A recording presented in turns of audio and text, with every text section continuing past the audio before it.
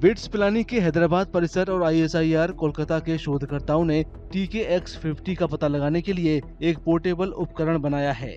ये एक शक्तिशाली नया विस्फोटक है जो TNT और RDX जैसे पारंपरिक विस्फोटकों से भी ज्यादा शक्तिशाली है।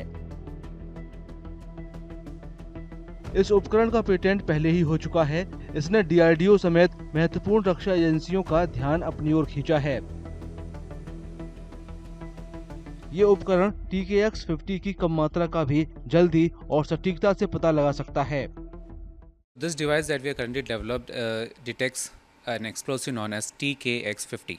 So TKX50 is a secondary explosive. That means you need a primary explosive to ignite, and then the secondary explosive reaction happens. But the primary issue is that even though it's a higher explosive, it's a new generation explosive.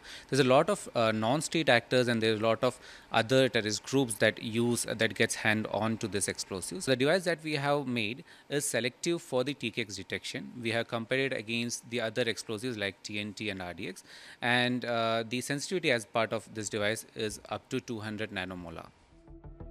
शोधकर्ताओं का कहना है कि ये उपकरण हल्का है और उपयोगकर्ताओं के अनुकूल है। ये हवाई अड्डों, बंदरगाहों और सीमा चौकियों जैसे संवेदनशील स्थानों पर तैनाती के लिए आदर्श उपकरण है। In this primary security forces, eventually the airports where you have to ensure that even the minuscule amount of possible explosive are not there. Some of the public areas, armed forces where we have to ensure that there is nothing nearby. So primarily the security forces, armed forces and public area including air force, bus station, railway station, those will be the primary user of these devices. ఈ యాక్చువల్గా ఎన్విరాన్మెంట్లో సాయిల్లో mingle అయిపోతుంది, దానివల్ల water contamination or food contamination. And ఇంకొకటి ఏంటంటే security purpose, like ఎయిర్పోర్ట్లో security testing, detection testing లాగా use చేయొచ్చు.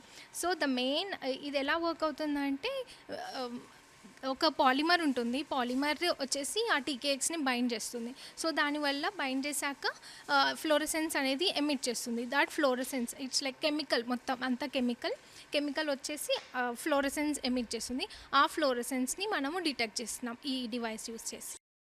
इस उपकरण पर एक विस्तृत वैज्ञानिक शोध पत्र फिलहाल समीक्षाधीन है। उपकरण बनाने वाली टीम राष्ट्रीय सुरक्षा और पर्यावरण सुरक्षा दोनों को बढ़ाने की इसकी क्षमता के बारे में काफी आशावादी है।